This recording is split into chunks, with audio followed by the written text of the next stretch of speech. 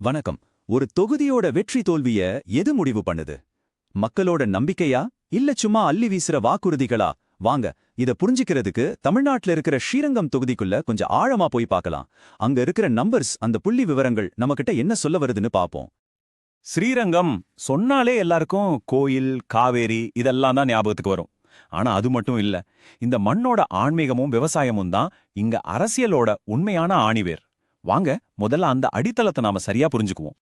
சரி, முதல்ல இந்த தொகுதியோட மக்கள் தொகை எப்படி இருக்கு, கிராமம் நகரம்னு எப்படி பிரிஞ்சிருக்காங்கன்னு பாத்திரலாம்.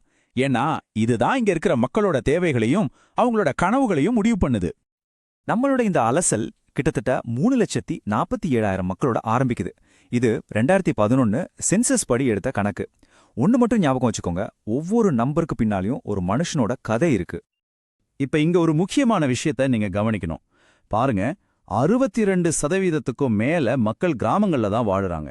இதுக்கு என்ன அர்த்தம்? ரொம்ப சிம்பிள். விவசாயம் தான் இங்க உயிர் நாடி. அப்போ விவசாயிகளோட பிரச்சனையும் கிராமப்புற தேவைகளும் தான் இங்க அரசியலே தீர்மானிக்குது, நகரத்து பிரச்சனைகள் இல்ல. இந்த தொகுதியோட சமூக அமைப்பு அது கொஞ்சம் சிக்கலானது, பல அடுக்குகள் கொண்டது. இங்க இருக்கிற ஒவ்வொரு சமூகமும் எப்படி ஓட்டு போடுறாங்க, அவங்களோட நம்பிக்கைகள் என்னன்னு புரிஞ்சுக்கிறது ரொம்ப ரொம்ப முக்கியம். அப்போதான் இங்க நடக்கிற அரசியல் மாற்றங்களை நம்மால கணிக்க முடியும். இது வெறும் நம்பர்ஸ் கிடையாது, இது மக்களோட அடையாளம், அவங்களோட சமூக உறவுகள். சரி, இப்போ அசல் கதைக்கு வருவோம். வெறும் 5 வருஷத்துல இந்த தொகுதியோட தேர்தல் முடிவுகள் எப்படி தலைகீழா மாறுச்சு? என்னதான் நடந்துச்சு அங்க? இந்த நம்பர்ஸ கொஞ்சம் நல்லா பாருங்க. 2016ல இருந்து 2021க்குள்ள அதிமுகவோட ஓட்டு வங்கி 48% இருந்து 39% குறைஞ்சிருக்கு. அதாவது கிட்டத்தட்ட ஒரு 9% சரிவு. அதே நேரத்துல திமுகவோட ஓட்டு வங்கி 41.7% இருந்து 47.4% ஏறி இருக்கு. இவ்வளவு பெரிய மாற்றம், இதுக்கு என்ன காரணம்? இதுதான் நாம கண்டுபிடிக்க வேண்டிய ஒரு பெரிய கேள்வி. இன்னொரு பக்கம் ஓட்டு போட்டவங்களோட எண்ணிக்கையில ஒரு சின்ன சரிவு தெரியுது. கிராமங்கள்ல பாத்தீங்கன்னா கிட்டத்தட்ட 80% பேர் ஓட்டு போட்டிருக்காங்க. ஆனா நகரங்கள்ல 70லேருந்து 75% பேர் தான். இந்த வித்தியாசம் எதை காட்டுது? மக்களோட ஈடுபாட்டுல, அவங்க நம்பிக்கையில ஏதோ ஒரு ஏற்றத்தாழ்வு இருக்குன்னு தோணுதா? அப்போ இந்த மாற்றத்துக்கு பின்னாடி உண்மையிலே என்னதான் இருக்கு? எது இதை இயக்குது? வெறும் நம்பர்ஸை மட்டும் பார்த்துட்டு இருக்காம இதுக்குள்ள இருக்கிற ஆணி வேற நாம பிடிக்கணும். பாருங்க, தேர்தல் முடிவுகளுங்கிறது ஒரு பனிப்பாறையோட நுனி மாதிரிதான். அதுக்கு கீழே இந்த தொகுதி மக்கள் ஒவ்வொரு நாளும் சந்திக்கிற ஆழமான பிரச்சனைகள் ஒளிஞ்சிருக்கு. வாங்க, இப்ப அந்த பிரச்சனைகளை ஒவ்வொன்னா எடுத்து பார்ப்போம். தண்ணீர் பத்தாக்குறை, சரியில்லாத ரோடு, தரமில்லாத படிப்பு, இது வெறும் ஒரு லிஸ்ட் இல்ல. இதெல்லாம் மக்களோட அன்றாட வாழ்க்கையில அவங்க படுற வலி. எங்களுக்கான அரசாங்கம் எங்க இருக்குன்னு ஒவ்வொரு நாளும் அவங்க மனசுல ஒரு கேள்வி எழும்புது இல்லையா? படிச்ச பசங்களுக்கு உள்ளூர்ல நல்ல வேலை இல்ல.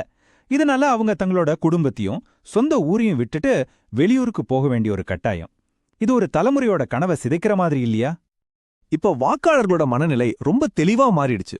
அவங்க என்ன சொல்றாங்கன்னா, எங்களுக்கு மீன் வேண்டாம், மீன் பிடிக்க கத்து கொடுங்கன்னு கேக்குறாங்க. இலவசங்களை விட ஒரு நிரந்தரமான வேலையும் நல்ல ரோடு, தண்ணி மாதிரி அடிப்படை வசதிகளும் தான் அவங்களுக்கு முக்கியமா தெரியுது. சரி, இந்த பொதுவான விரக்திய இன்னும் கொஞ்சம் தெளிவா பார்க்கலாம். அதாவது நிறைவேற்றப்படாத வாக்குறுதிகளோட ஒரு நீண்ட பட்டியலை வச்சு பார்ப்போம். இங்க நீங்க பார்க்குற ஒவ்வொரு வாக்குறுதியும் உடைஞ்சு போன நம்பிக்கையோட ஒரு துண்டு. தண்ணி தரோன்னு சொல்ற வாக்குறுதி ஒரு காணல் நீரா இருக்கக்கூடாது. பாருங்க, இந்த ஒரு வரியே போதும் மக்களோட ஆழமான வேதனையை புரிஞ்சுக்கிறதுக்கு. குறிப்பா அந்த ஆண்டநல்லூர் பகுதியில் இருக்கிற அசுத்தமான குடிநீர் பிரச்சனை, அது அவங்க படுற கஷ்டத்துக்கு ஒரு நேரடி சாட்சி. பாலம், டாய்லெட், வீடு, நல்ல தண்ணி, கரண்ட், இப்படி நிறைவேறாத ஒவ்வொரு வாக்குறுதியும் மக்களுக்கும் அவங்கள ஆள்றவங்களுக்கும் நடுவுல இருக்கிற தூரத்தை அதிகப்படுத்திக்கிட்டே போகுது. இதுக்கு பேரு தான் நம்பிக்கை சரிவு. சரி, பிரச்சனைகளை பத்தி பேசுனது போதும். இப்போ தீர்வு என்னன்னு பாப்போம். மக்களோட நம்பிக்கையை திரும்ப சம்பாதிக்கிறது எப்படி? இதோ பாருங்க, இது ஒரு தெளிவான, செயல்படுத்தக்கூடிய ஒரு ப்ளூ பிரிண்ட். இந்த சதுர்முக கோட்பாடு, இதுக்கு 4 தூண்கள் இருக்கு. 1 ஆக்ரோஷம், அதாவது தொகுதி திட்டங்களை பாதுகாக்கிறது. 2 ஸ்திரத்தன்மை, வளர்ச்சியில ஒரு தொடர்ச்சியை உறுதி செய்யறது. 3 புதுமை, இளைஞர்களுக்கு புதுசா வேலைவாய்ப்புகளை உருவாக்குறது. 4வது பாதுகாப்பு, வாக்காளரோட நலன்களை காப்பாத்துறது. இந்த 4மே மக்களோட கவலைகளுக்கு நேரடியான பதிலா அமைஞ்சிருக்கு. இங்க பாருங்க, இதெல்லாம் வெறும் திட்டங்கள் கிடையாது, ஸ்ரீரங்கத்தோட எதிர்காலத்துக்கான உறுதியான முதலீடுகள். சமுத்திரம் பாலம் கட்டினா உள்ளூர் வியாபாரம் பெருகும், பயண நேரம் குறையும், கிராமத்து ரோடெல்லாம் நல்லா போட்டா விவசாயிங்க தங்களோட பொருளை சந்தைக்கு சுலபமா கொண்டு போக முடியும். ஒரு விவசாய தொழில் மையம் வந்தா நூத்துக்கணக்கான இளைஞர்களுக்கு நேரடியா வேலை கிடைக்கும். இதுதான் உண்மையான மக்கள் மைய வளர்ச்சிங்கிறது. நாம நம்பர்ஸ்ல ஆரம்பிச்சோம். இப்ப நிக்கிற இடம் மனித மாண்பு. இந்த டேட்டாவுக்கும் மக்களோட நம்பிக்கைக்கும் நடுவுல ஒரு பாலத்தை நாம இப்ப கட்ட போறோம். கடைசியா இந்த ஒரு விஷயத்த மட்டும் யோசிச்சு பாருங்க. நிர்வாகம்ங்கிறது நம்பிக்கையை கட்டுற ஒரு என்ஜினியரிங் மாதிரி.